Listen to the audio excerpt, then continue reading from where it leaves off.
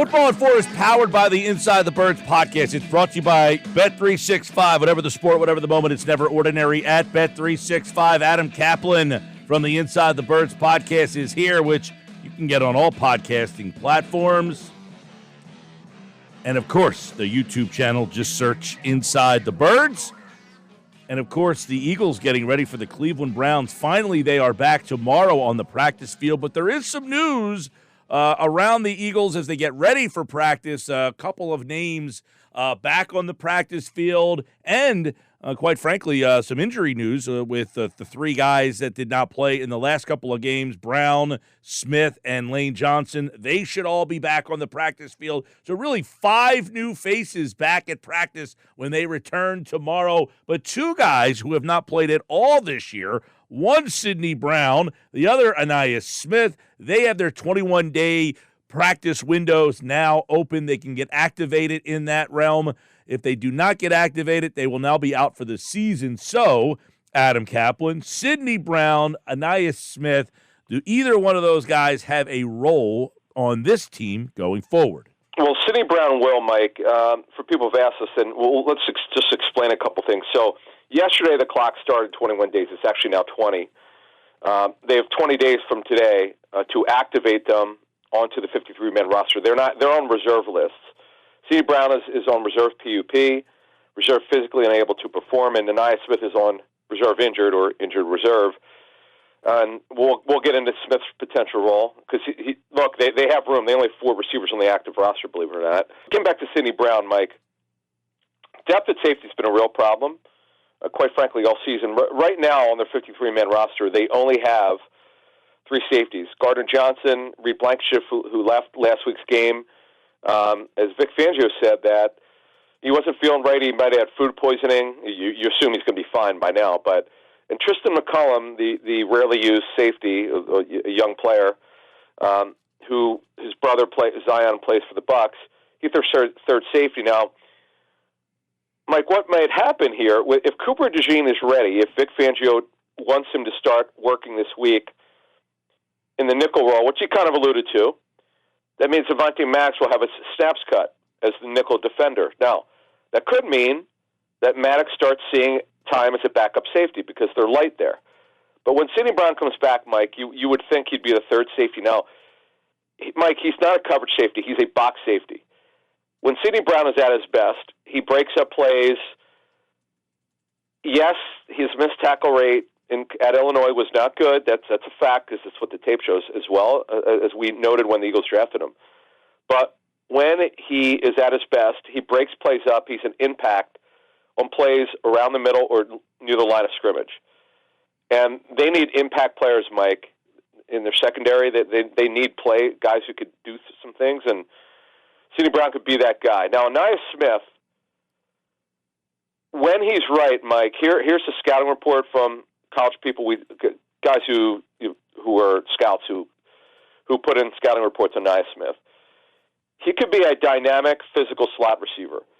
He works really well also on gadget plays, end arounds, and so forth. He's also a good punt returner.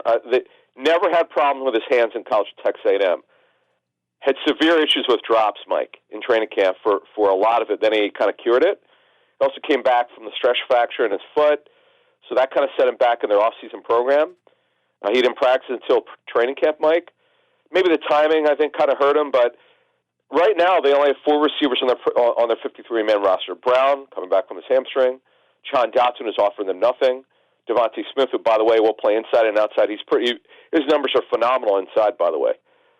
And then Johnny Wilson, who's a blocking receiver, is really giving them nothing other than that, but he does serve a purpose. So they clearly need a 5th receiver.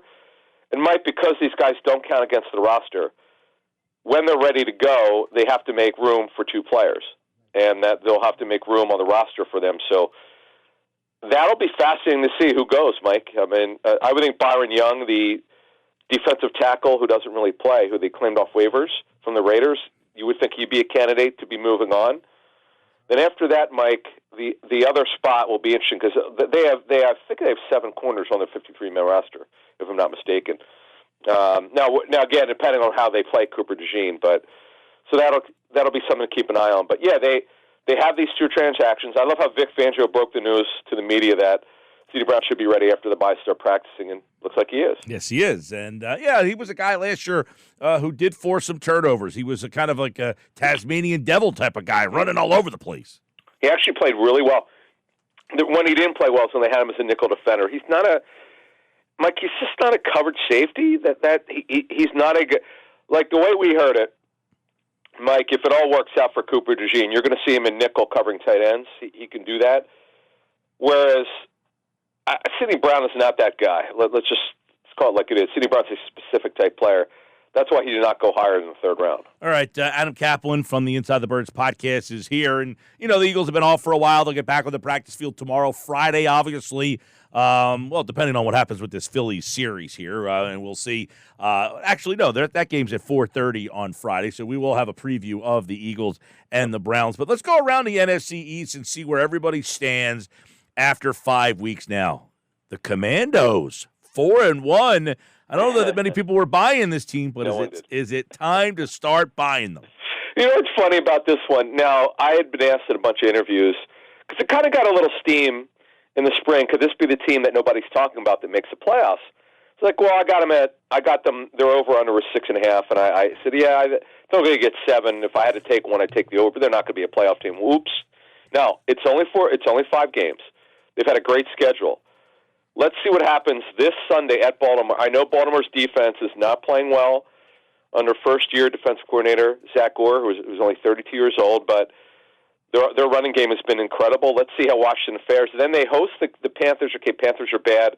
They host the Bears. Now, the Bears have one of the best defenses in the National Football League. They're really stingy. Then they play at the improved Giants. So let's see over these 4 games with the Commanders. Obviously, Jane Daniels has been phenomenal. Let's just see how they play.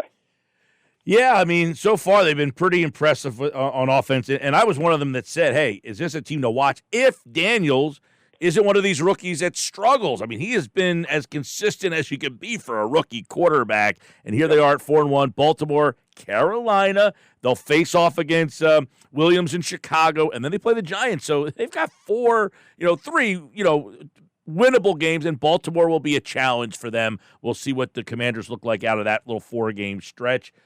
Got to give Dallas some credit. They're down 2 guys on defense, much like the Eagles are down 2 guys on offense, but they found a way to tighten up their defense and come back and win a game on the road to get over 500. They have a brutal schedule, by far one of the worst, the hardest in the National Football League. Yes, and they also lost. So Marshawn Nealon, their second-round pick, was lost for the season. He's going to have meniscus surgery. So he was already filling in. He was their 3rd edge rusher. So they're down now 3 edge rushers. Micah Parsons week to week with a high ankle sprain. Tack Lawrence has got a severe midfoot sprain. Their other starting defensive end. So they've got real problems, Mike. But yes, that's a great win for them, playing in that delayed game, which was delayed basically an hour, actually an hour and a half Sunday night. Now, they host the Lions, who are definitely better than them. They're at the Niners, at the Falcons, wow, Kirk Cousins, and they host the Eagles. So that is a gauntlet stretch, man. That is very difficult for the Cowpokes.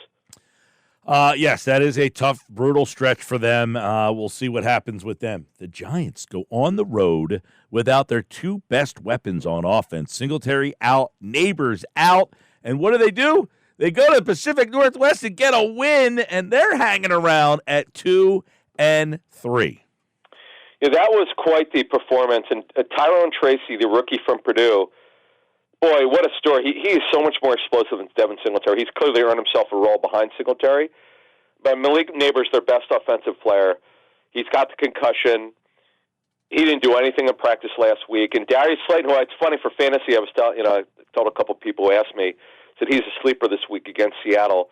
And he went off, one of the best games he's had in years. And yeah, I give them credit. They're more competitive than most people thought. Daniel Jones playing really well. The much maligned, boy, the Giant fans hate Daniel Jones, a lot of them, but he played great. They are 2-3, and all of a sudden, Mike, the Eagles at 2-2. You look at this division; it's much. We just thought it was going to be the Cowboys and the Eagles. It's not. It's the Commanders at 4-1. The Cowboys, look, they're beat up on defense. Brandon Cooks at receiver; he's also out on injury reserve after a knee scope. And the Giants are more competitive. I get that game wrong, though. I love Seattle to blow them out, and I can't believe what the Giants did there. Now, that was a crazy game. It was a wild game in Seattle. Their next 4 games, they host the Bengals, who could score. Then they host the Eagles. Of course, that'll be difficult. We know that the Eagles-Giants series, the Eagles have dominated the Giants for many years, although the Eagles had a bad loss there against the Giants last year. Then they play at Pittsburgh. I know Pittsburgh's reeling a little bit. Then they host the Commandos. So it's going to be hard for them. And look, this situation with Brian Daboll, their head coach, I mean, we know it. They're going to have to. They got to improve this season for him to come back. Let's call it like it is. He's one of many coaches on the hot seat. We already had Robert Saleh candidate a little bit earlier than I expected. Was not expecting that this early. I don't think any of his coaching staff, from what I understand, was expecting it. But Mike, this has been kind of popular that owners fire head coaches. And by the way, Woody Johnson definitely made this decision. This was not Joe Douglas's, the GM. We see this happen from time to time when teams come back from London, especially. They fire the head coach. We've seen this over the years. You take a look at Saleh. He gets fired today, and I guess the next guy if you're looking at the betting apps, might be Nick Sirianni. His odds might go up now. I know always conversation when teams are not hitting the level that they should have. Real quick, before we let you run here, Adam Caplan, I don't know if you saw this, but Jim Schwartz blitzing the 3rd highest rate in the NFL this year, Cleveland. Are you surprised by that?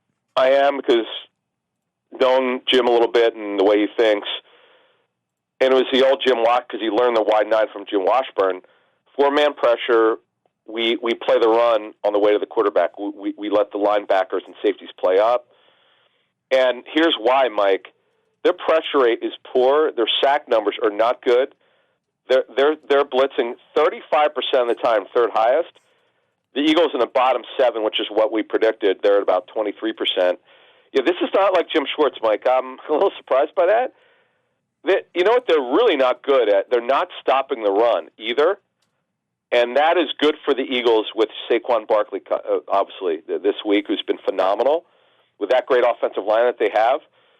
We'll talk more about this Friday, but this is a game, I didn't see the spread. It's got to be at least a touchdown, I'm thinking. I think Philly's favored by 8 or 9. Yeah, it has to be. I didn't look at it. That would be my line would be 8.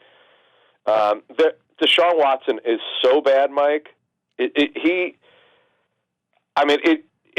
Watching him, it's like he looks like he's a rookie. He has no idea what he's doing. He's a shell of the guy in 2020. Had they been even 500, he would have been seriously running for the MVP with the Texans. Mm-hmm. He's played poorly since then. The layoff hurt him with the suspension, obviously, and the weirdness of when he was inactive every week but not suspended in 2021. Then he's been hurt a lot, the multiple shoulder surgeries. And look, at some point, Mike, if they want to save their season, they got to go to Jameis Winston. We know why Winston's not playing due to the contract for Watson. Yeah.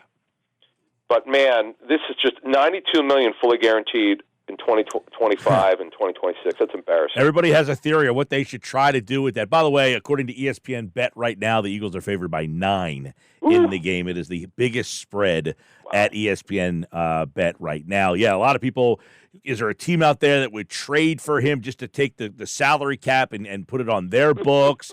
Similar to what Cleveland did with Brock Osweiler years ago, where they just said, hey, we'll take the draft picks, So Cleveland in a terrible situation. Some people think it's the worst situation in all of professional sports. Yeah, I would have to say that. I mean, we'd have to look at baseball contracts, because baseball, as you know, contracts are almost always fully guaranteed for veterans. It's one, no one will take his contract. They can't get out of it. It's completely hamstringing their team. And the other mistake they made, and I was actually going to report it, but it wound up not happening, but I could give you some context. So the Browns had indicated to Joe Flacco they're going to re-sign him, and Joe actually confirmed. I knew this. They never made him an offer. Joe actually confirmed it on the record recently that they never made him. The Browns never made him an offer, but he was kind of told at the combine or through his agent that they were going to re-sign him. And then, like a week before free agency started, they changed their mind. I mean, look, there are theories on why they didn't re-sign him. It was a mistake. No, Winston's actually a really good backup, by the way. I feel bad for Kevin Stefanski. He didn't sign up for this. He did get a new contract extension. So did Andrew Berry, the general manager. They both got them, by the way, this offseason. But they are a disaster. It's really sad to watch them. We'll preview the game more. It's a big one for Philly. They cannot lose this game to Cleveland, and they got a stretch of games coming up. It starts this Sunday right here on 97.3 ESPN. Adam Caplan's back on Friday's show. All right, Adam, appreciate it as always. Thank you. There's Adam with football at 4.